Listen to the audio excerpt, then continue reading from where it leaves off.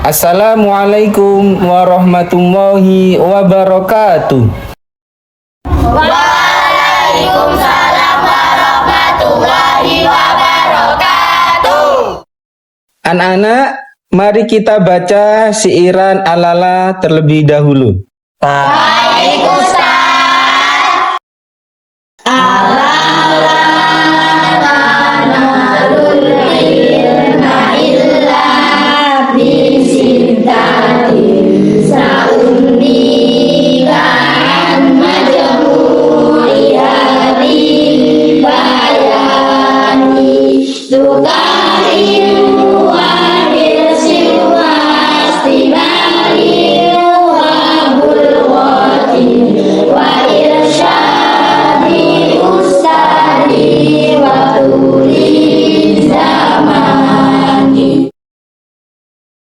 Ingatlah anak-anakku semuanya, kalian tidak akan mendapatkan ilmu kecuali dengan 6 perkara. Yang pertama yaitu cerdas, semangat, sabar, biaya, petunjuk dari guru kalian, dan waktu yang sangat lama. Hei, itu tolong bangunkan. Segera kamar mandi dan wudhu. Hajar, bangun. Disuruh Ustadz maju dan mengerjakan di papan tulis. Cepat, bangun.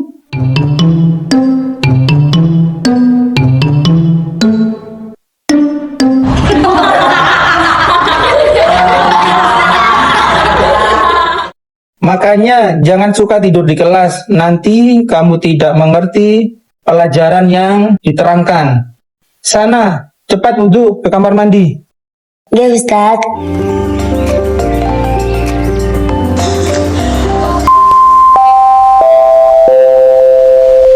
Perhatian, waktu istirahat telah tiba.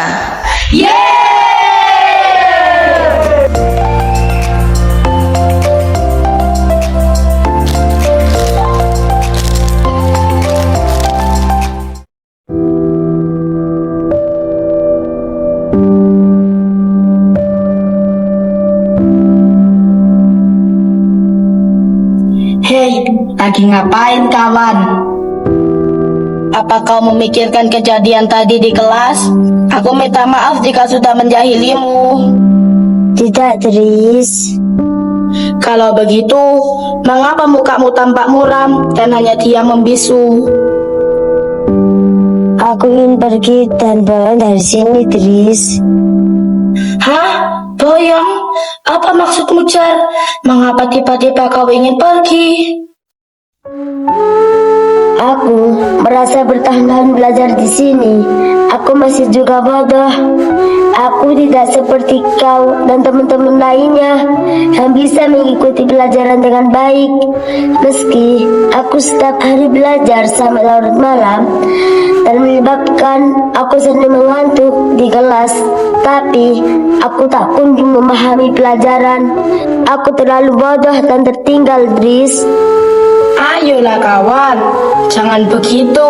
Kita bisa sama-sama belajar. Ada apa sih, nak? Kau tampak muram? Ini Ustadz, Hajar ingin boyong dari sini.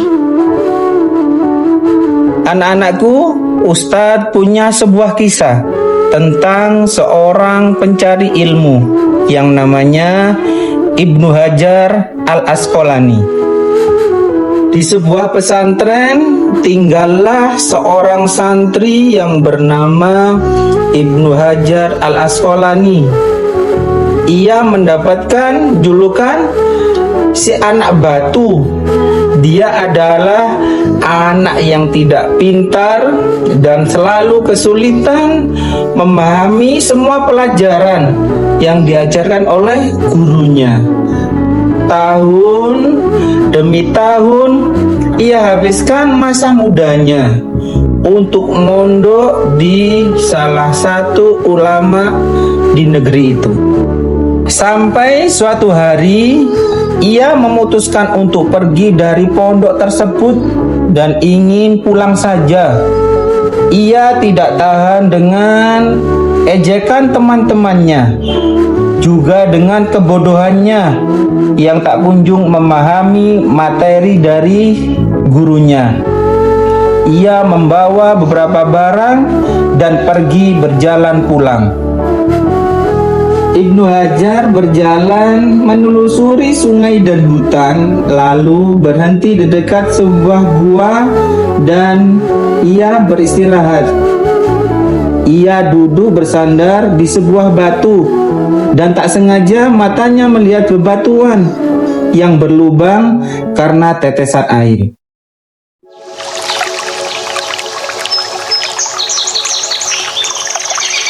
Bagaimana bisa batu ini berlubang? Apakah hanya karena air yang menetes secara terus-menerus di atas batu, maka batu besar ini bisa berlubang? Aku ingin menjadi seperti batu ini.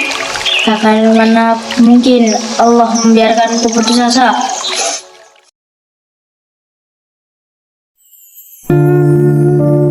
Ya Allah, aku ingin membahagiakan kedua orang tuaku, ya Allah, yang sudah lebih dulu Engkau panggil. Aku ingin Engkau beri kemudahan dalam mencari ilmu, agar aku bisa memahami ilmu-Mu, ya Allah.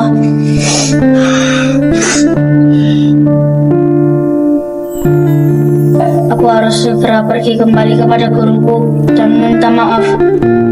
Aku tak peduli berapa lama aku harus mencari ilmu. Aku yakin otakku akan berlubang dan ilmu akan masuk seperti lubang pada batu ini.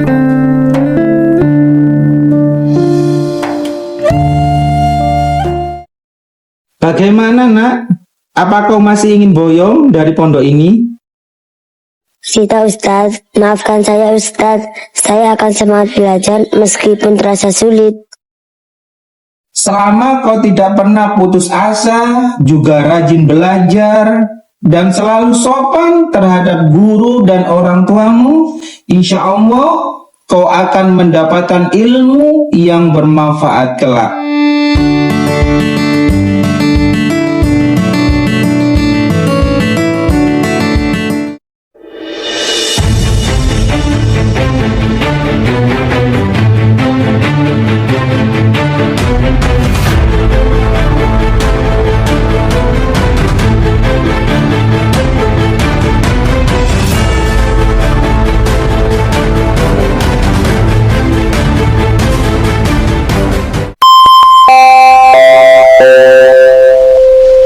Mohon perhatian, bel tanda masuk telah berbunyi.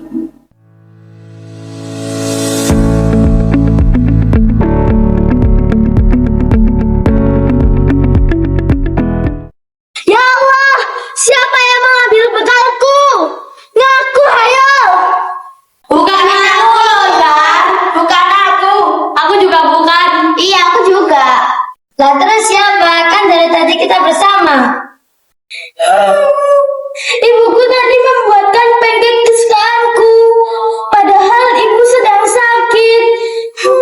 Siapa yang ambil tanpa izin? Loh, ada apa ini kok ramai? Siapa itu yang nangis? Zahra bu, kuenya hilang. Ada mencuri bu. Astagfirullahaladzim, kok bisa hilang Zahra? Saya gak tahu, Bu. Tadi waktu kembali ke kelas dari aula, tiba-tiba tas saya sudah terbuka. Kue buatan ibu saya hilang. Apakah di kelas ini ada yang merasa sudah ngambil kuenya Zahra? Ibu harap kalian bisa jujur. Tidak perlu sampean takut jujur, Nak. Sekalipun sampean disanksi, dihukum, atau apapun itu, sampean ini harus berani mengakui kesalahan. Humus jadi ingat sebuah kisah. Mau dengar cerita Humus, anak-anak?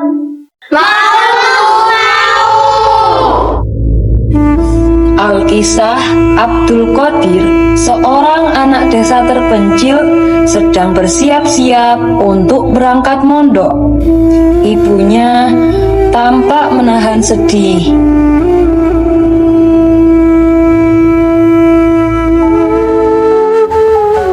Bawalah uang ini, Nak. Jumlahnya ada 40 dinar. Simpanlah di dalam bajumu pada bagian ketiak sebelah kanan. Ibu sudah menjahitkan saku untuk menyimpan uang selama kau dalam perjalanan. Hanya doa dan uang yang sedikit ini yang dapat ibu berikan. Ibu sudah tidak punya apa-apa lagi untuk kau bawa, nak. Nggih, Bu. Baik-baik di sana ya, nak. Ibu berpesan, selama kau mondok nanti, kau harus menjadi anak yang jujur. Tidak boleh suka berbohong, mencuri, atau mengambil yang bukan hakmu. Apakah kau bisa memegang kata-kata ibu, nak? Nggih, Bu. Berangkatlah, anakku.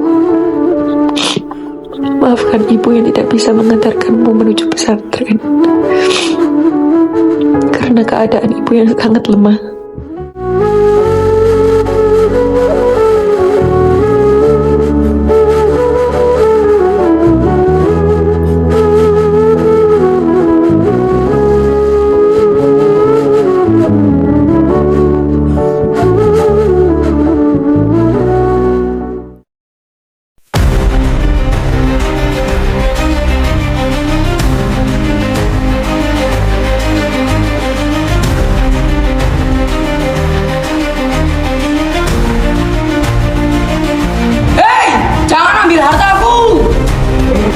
Tolong!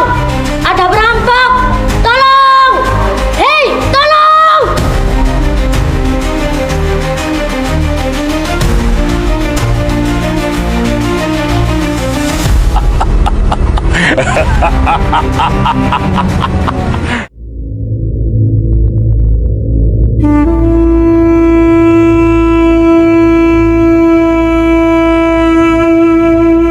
Woi bocil, kau tampak miskin dan tak punya apa-apa. Hahaha. Mau kemana kau, Cil, bocil? Mau mondok, Pak. Apakah kau punya uang? Hah? Halah, wajah bocil ingusan seperti dia itu, wajah miskin. Sepunyamu saja, berikan pada kami.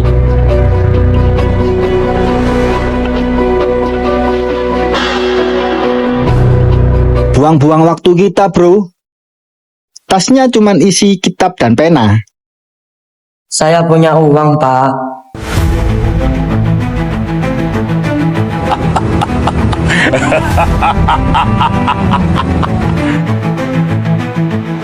Saya punya uang 40 dirham. Hanya ini yang saya punya. Ibuku memberikannya padaku untuk bekal. Hah? Ibumu? Kenapa kau keluarkan uang di saku terdalam bajumu, Cil? Bodoh sekali kau, Cil. Harusnya tak perlu kau tunjukkan pada kami. Kau sudah menyembunyikannya di tempat yang tak kami ketahui. Ibuku memintaku untuk selalu jujur dan tidak boleh berbohong. Aku menyayangi ibuku. Dia tak bisa mengantarku berangkat mondok karena sakit. Ini, Pak, ambillah uangku. Aku hanya ingat pesan ibuku.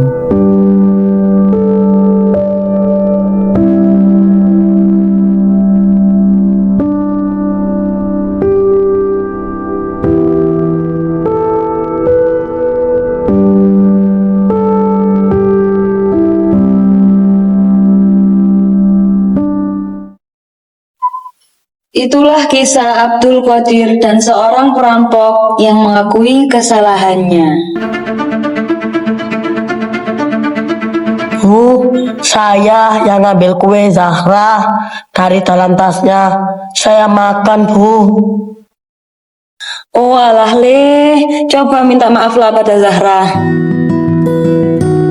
Saya minta maaf karena telah mengambil dan memakan kue buatan ibumu tanpa izin. Zar, saya akan mengganti dan membelikanmu jajan nanti di kantin. Ya, nggak apa-apa. Lain kali jangan diulangi ya. Gak usah diganti, aku ikhlas kok.